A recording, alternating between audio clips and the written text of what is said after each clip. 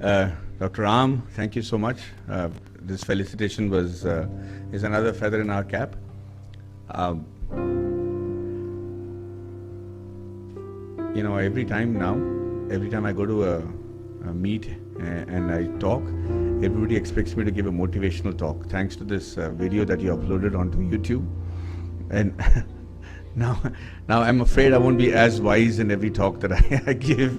So apologies if I'm not making too much sense as much as I did in that speech. But it always is a derivative of what kind of questions that are asked to you, and it's always important for people who speak to know the mood and the profiling of the people that he's speaking with before he starts to make sense. So most of the times I generally like to speak less, and I'd like the questions to be fired at me so that I know what it is that you're expecting from this afternoon.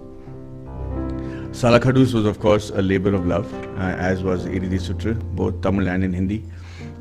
It was, whenever you try to break the lines, you try to surpass the boundaries that are usually set by the higher ups, the older people, the wiser men in your society, or in the field of profession that you're in, the resistance is going to be very, very tough, simply because there is this Aristotelish feeling of, say, hey, we've been there, we have done that, we know what we are saying, so listen to us, this will not work.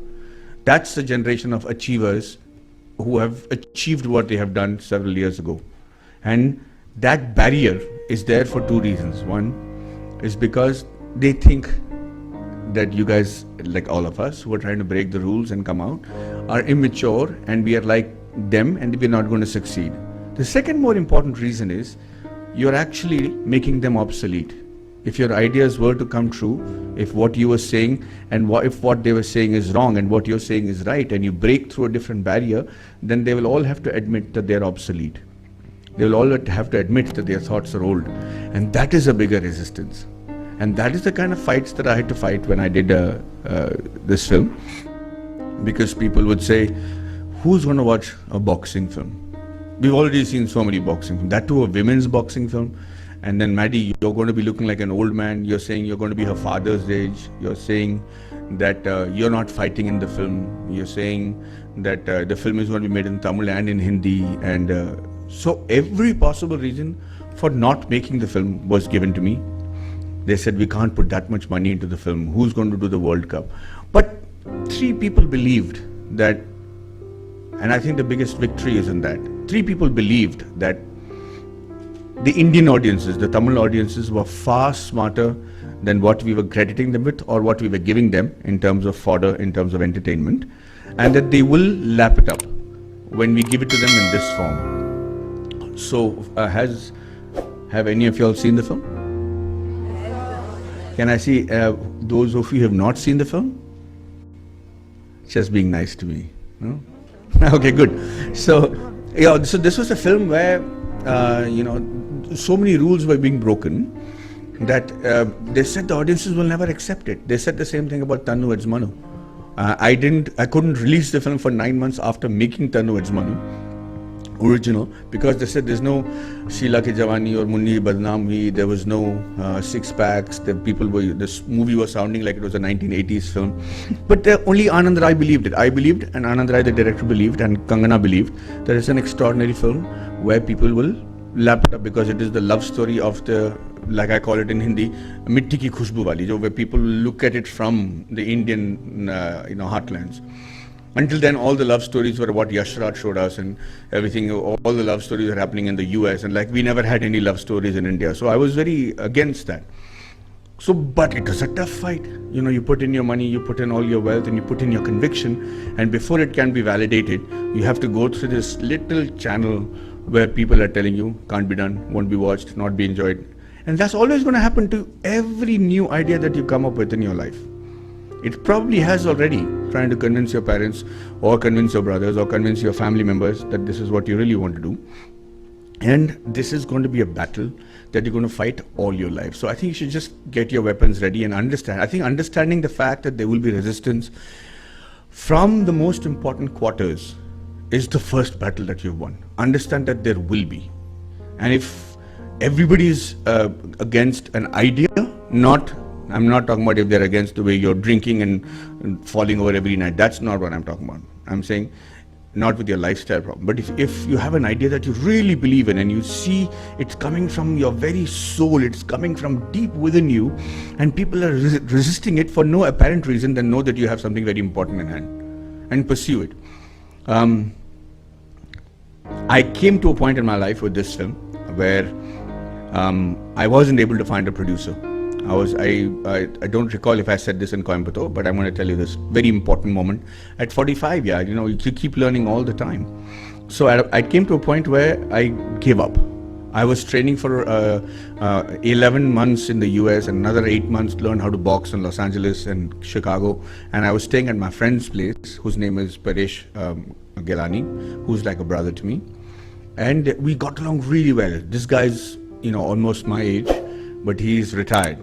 And he sold his last company for some $900 million US. I think he's one of the four co-founders of AI in the US, and he is extremely successful, extremely wealthy, and knows the who's and who of the world. But I stayed with him, and I really had a good time to just brush up against all that he had learned as a businessman. But when my final contract in Bombay fell through, I decided that this was it. I'm not going to do this anymore because I had no money left. I had to, make money as a filmmaker. So I said, let's drop Sala Khadus and Iridhi Sutra. Let's do all the mundane other scripts that are coming to me. And that afternoon, I was very moved. I remember calling Paresh, and it's in the middle of the night for him. And I said, Paresh, you know what? I lost, man. I can't do this. This is ridiculous. It's almost like I'm the only guy who believes in it. It's like I'm being a bull in a china shop. Nobody wants to listen to me. And they all believe that this film is a goner.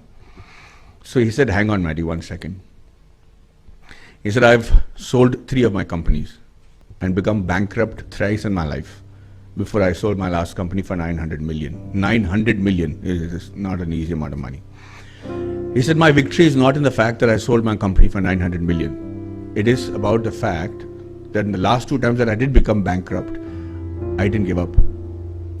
I learned about people. I learned about people who were close to me. I learned about people who were trying to let me down. I learned about people who were trying to keep me down. And I still fought all that. And it's a result of all these fights during my failure that I sold the 3rd company for 900 million. The next time you have another challenge like this, Maddie, you won't even come till here. You will know that this is futile. You will give it up. And you will not take risks in your life. And so if you give up the film right now, you will never come this far even the next time you start a project. So he said, what do you want? You need money, you'll get it. But make sure you see this film through. Even if it doesn't do well, even if it flops, I assure you that the experience that you get out of this failure will be your biggest tool for your next success. And he was right.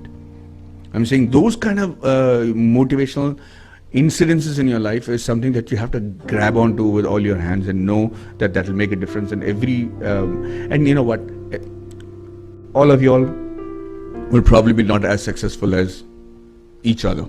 There'll be some of y'all who will be professionally more successful than the others, and there'll be yet others who will not take anything out of this particular speech and talk and say, hey, I know what I'm doing. Both of it is correct. But not all success is measured with your professional success. Your personal successes as well. The way that you end up smelling the grass after you make the money is also a success. Any man who has 5 crores or 10 crores in Bombay is living as luxuriously as me. Reason being, he could be traveling in a golden Rolls Royce, I'll be still traveling in an Innova, but we both have to travel in the same road and the traffic is the same. His sons will be going to the same school, my son will be going to the same school. Even if I have 5 crores, I'll be going to the same hospital and afford everything possible. Maybe he'll have a helicopter that he can fly to the hospital with, but that's about it. Maybe he flies in his private jet and I fly in a normal jet on a business class. But after a certain amount of money, it's not how much more you can make, how much, everything starts to matter in how much the world that you've created around you appreciates what you have done. So there's no point in having $500 million in your bank account and nobody who likes you and nobody to share that success with and you not knowing what to do. It's like giving a 75-year-old man suddenly saying, hey, we sold a property, here's 2,000 crores. That man would probably, who's living peacefully, would actually die of stress right now because he doesn't know what to do with that 2,000 crores. So that personal success is equally important as opposed to your professional success. In my opinion, the personal success, the way that your family lives around you, the way that they rally around you when you try to achieve your professional success, is far more important. And so do not compare yourself with what I would call temporary setbacks and temporary comparative skills as opposed to your colleagues, because that is not the be all. In fact, I was a very bad student in school. In fact, I barely passed in college, and that is the truth of I'm an icon, man. And my girl about a 10. I should fuck her in a Benz.